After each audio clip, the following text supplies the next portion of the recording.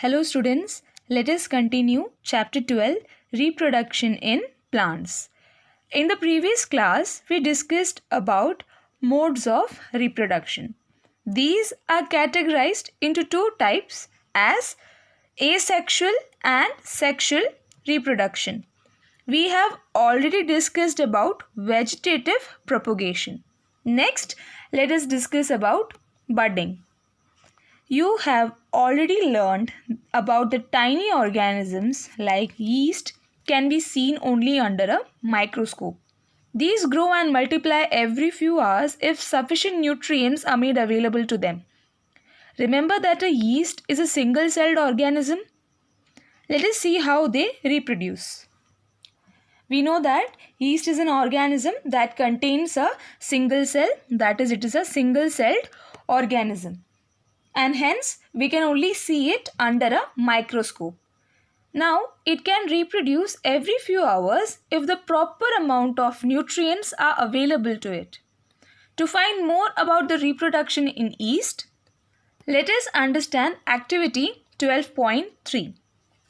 Take a piece of yeast cake or yeast powder from a bakery or a chemist shop.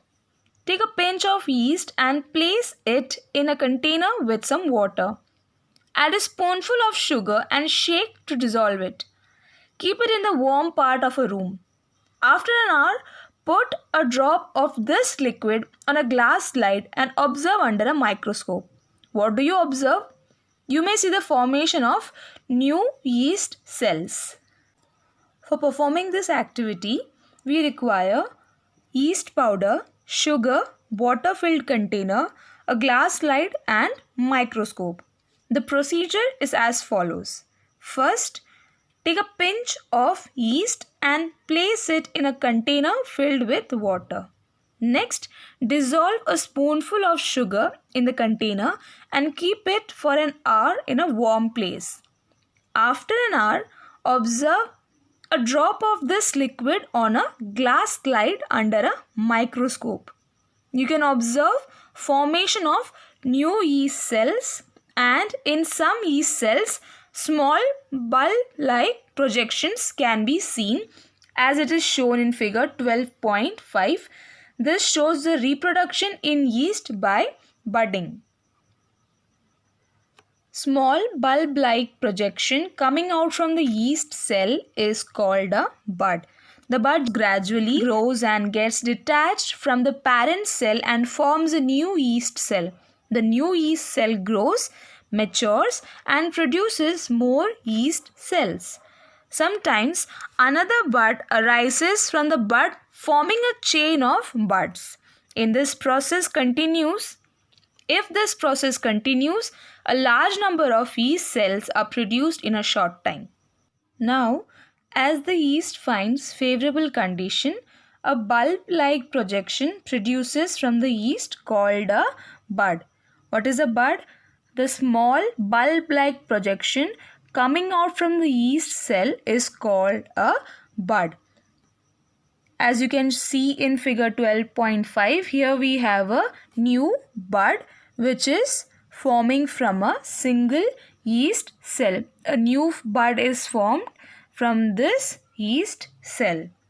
The bud grows gradually and then gets detached, that is separated from the parent yeast.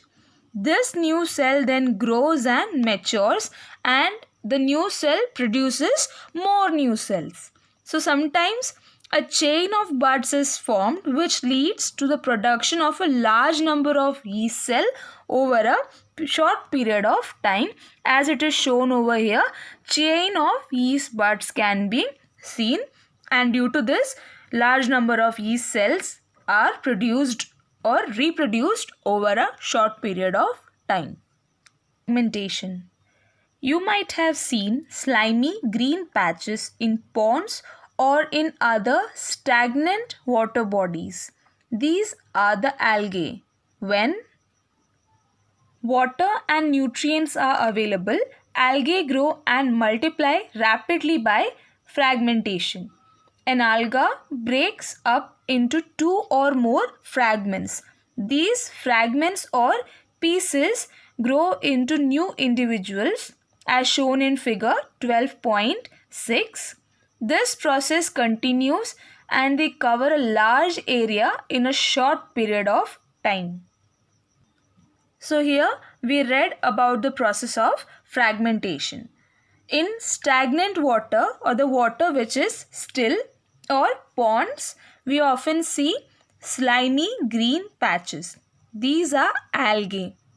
As soon as the algae find enough water and nutrients, it fragments and grows into new individual. Now fragment means pieces or parts itself. Algae generally reproduce by the process of fragmentation, in which they generally divide themselves into multiple parts as it is shown in figure 12.6. Now this process continues and algae multiply quickly in a short period of time. So because of this, they cover a large area in a short period of time. Spore formation. In chapter 1, you learned that the fungi on a bread piece grow from spores which are present in the air. Repeat activity 1.2. Observe the spores in the cotton-like mesh on the bread.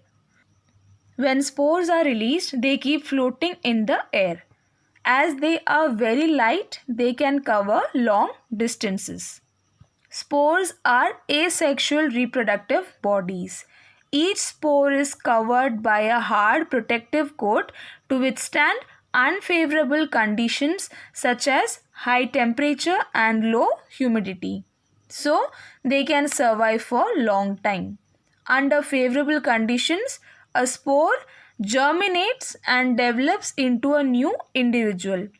Plants such as moss and ferns, as shown in figure 12.8, also reproduce by the means of spores.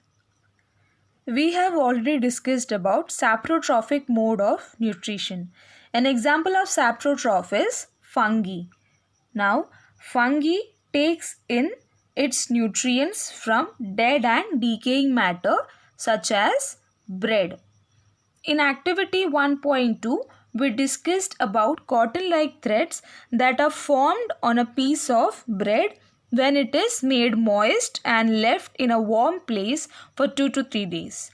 So, fungi grows on a piece of bread from spores which are present in the air. Similarly, some plants contain spores that float in the air and cause asexual reproduction. A spore has a hard protective cover which protects it from the unfavorable environmental conditions like high temperature and low humidity.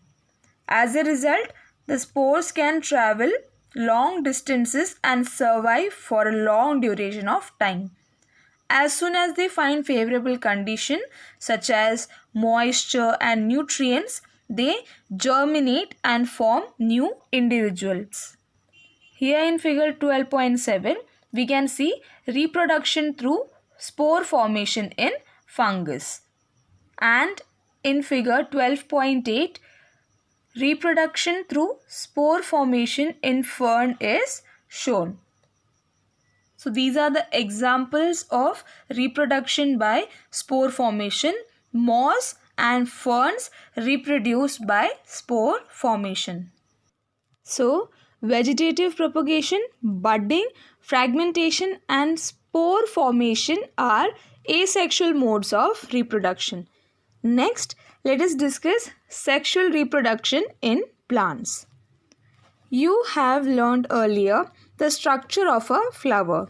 You know that the flowers are the reproductive parts of a plant. Stamens are the male reproductive part and pistil is the female reproductive part, as shown in figure 12.9. So, the flowers of a plant are its reproductive organs that participate in sexual reproduction process. The male reproductive part is called the stamen and the female reproductive part is called the pistil. Here in figure 12.9, we are given the diagrams of stamen and pistil, which are reproductive parts of the flower. Activity 12.4. Take a mustard or China rose or petunia flower and separate its reproductive parts. Study the various parts of a stamen and pistil. For performing this activity, you require a flower of China rose, mustard or petunia. You need to separate the reproductive parts of these flowers and study them. Observe the various parts of the stamen and pistil. After performing this activity, you can observe that the flower of China rose contains both stamens and pistils. Flowers which contain either only pistil or only stamens are called unisexual flowers. Flowers which contain both stamens and pistil are called bisexual flowers. Corn, papaya and cucumber produce unisexual flowers, whereas mustard, rose and petunia have bisexual flowers. Both male and female unisexual flowers may be present in the same plant or in different plants. Now, some flowers either contain the stamen or the pistil and hence are called unisexual flowers. यानी कि इन flowers में या तो pistil या तो stamen. They only have any one of them. So, they are called unisexual flowers. The examples of these flowers can be seen in corn, papaya and cucumber. Whereas flowers which contain both stamen and pistil are called bisexual flowers. So examples include mustard, rose and petunia. They have bisexual flowers. And both these type of flowers, male and female, जो है unisexual flowers में, वो या तो same plant में हो सकते हैं या तो डिफरेंट प्लांट्स में हो सकते हैं. Could you identify the anther and the filament of a stamen? Figure 12.9a. Anther contains pollen grains which produce male gametes. A pistil consists of stigma, style and ovary. Ovary contains one or more ovules. The female gamete or the egg is formed in an ovule. In figure 12.9b, we can see this. In sexual reproduction, a male and a female gamete fuse to form a zygote. In figure 12.9, we are given reproductive parts of the flower. Here we have the male reproductive part, which is the stamen, and here we have pistil, which is the female reproductive part. So here the stamen consists of anther and filament. Anther contains pollen grains. Pollen grains produce male gametes. The pistil, which is the female reproductive part, consists of three parts: stigma, style and ovary. Here stigma, it is a sticky surface where pollen grains get attached. The style is a tube-like structure which connects the stigma and the ovary. Ovary contains one or more ovule. Now in the ovule, female gametes or eggs are formed. When the male and the female gametes fuse, they form a zygote. Now the question is, how the male gametes reach the female gametes in plants. The male and female gametes meet, or the male gametes reach the female gametes by the process of pollination. So next, let us learn about the process of pollination. Generally, pollen grains have a tough protective coat which prevents them from drying up. Since pollen grains are light, they can be carried by wind or water. Insects visit flowers and carry away pollen on their bodies. Some of the pollen lands on the stigma of a flower of the same kind. The transfer of pollen from the anther to the stigma of a flower is called pollination. If a pollen lands on the stigma of the same flower or another flower of the same plant, it is called self-pollination. When the pollen of a flower lands on the stigma of a flower of different plant of the same kind, it is called cross-pollination. It is shown in figure 12.10. So just now we read that the pollen grains have a tough covering which allows them in surviving the different climatic conditions.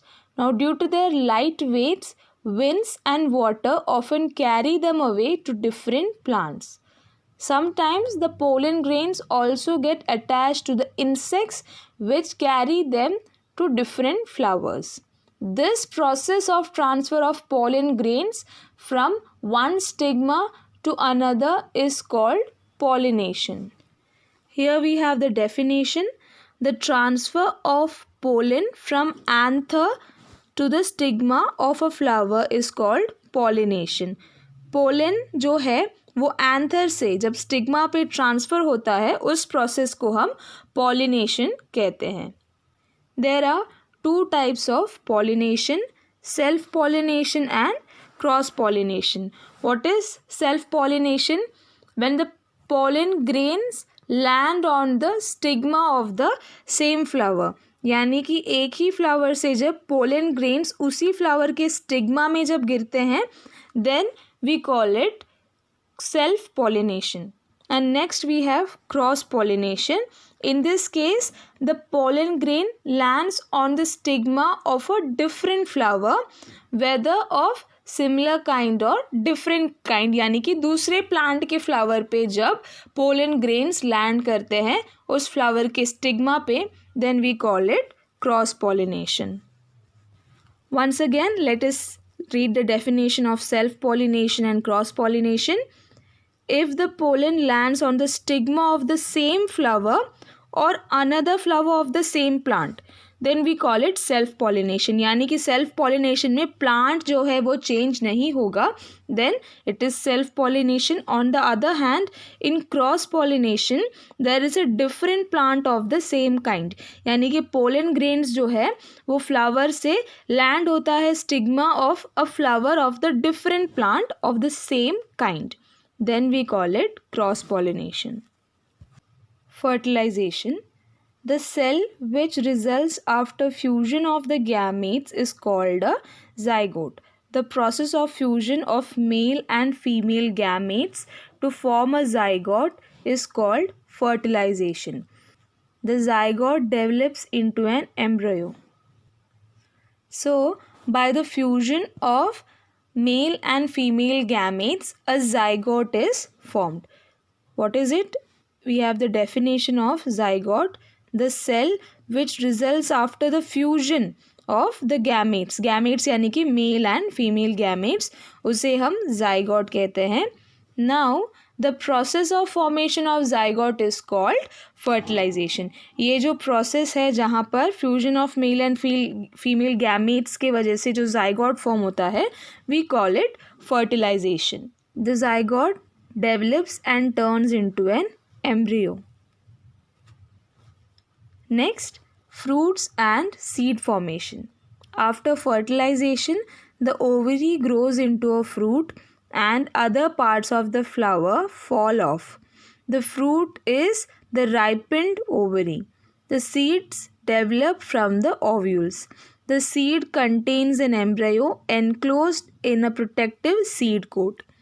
Some fruits are fleshy and juicy, such as mango and orange. Some fruits are hard like almonds and walnuts. Fertilization process के बाद the ovaries of the flower grows and develops into a fruit. The remaining parts of the flower fall off यानी कि वो गिर जाते हैं. Ovary जो है वो fruit में develop होता है.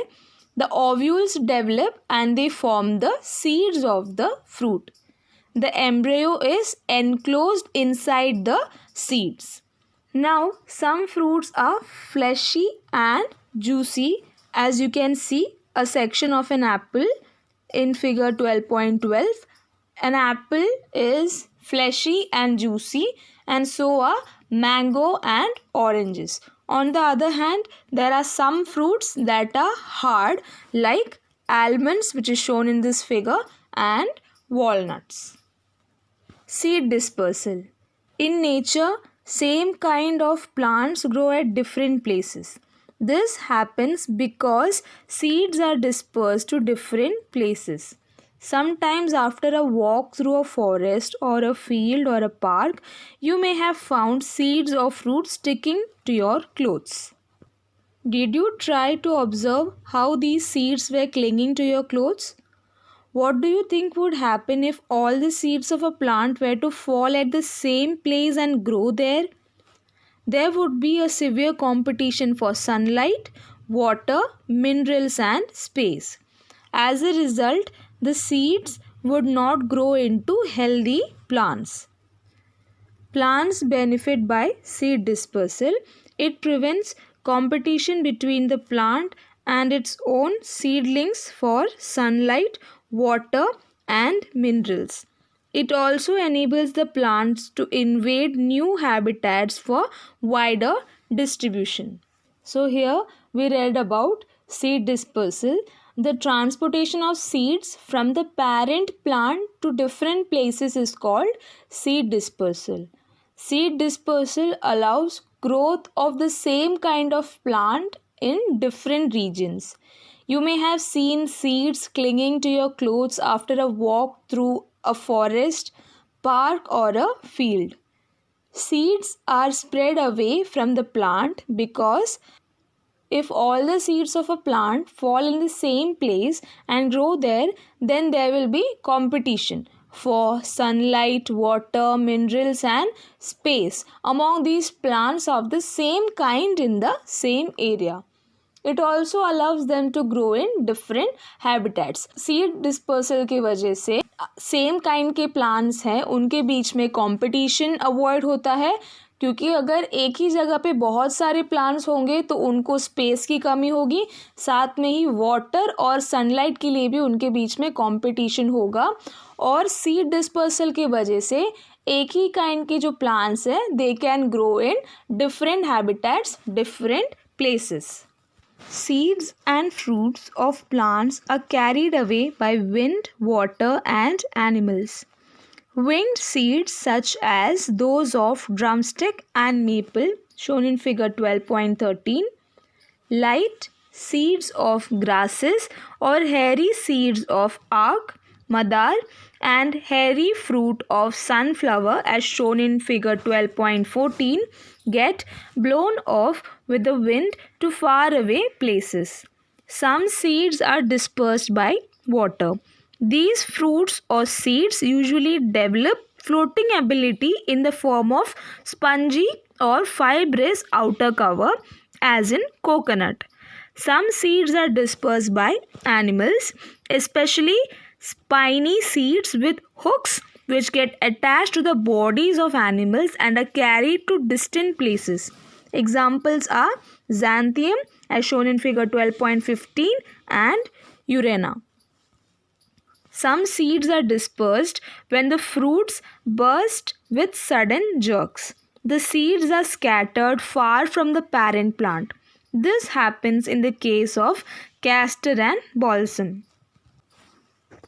We now know that seeds are dispersed away from the parent plant, and these are dispersed and carried away with the help of wind, water, and animals. Drumstick and maple have windy seeds, as shown in figure 12.13. In figure 12.14, we can see hairy fruit of sunflower and hairy seed of madar or arak. Now these seeds are light in weight and are blown off with the wind and carried far away places. Some fruits are spongy and have a fibrous outer coat, such as coconut. So these fruits have the ability to float. So these seeds or the fruits are dispersed by water. Why are they dispersed by water? because of their floating ability. Animals also disperse some seeds that are spiny, which have hooks that can easily get attached to the bodies of the animals and they carry them to distant places. So, examples of such seed include Urena and Xanthium. Here in figure 12.15, we can see the seed of Xanthium. Apart from these, there are seeds which are dispersed when the fruit burst open with sudden jerks. यानी कि झटके से. Jerk means झटका. यही झटके के वजह से सीड्स बिखरते हैं parent plant से दूर, that is they scatter away from the parent plant. Examples of such plants include castor and balsam.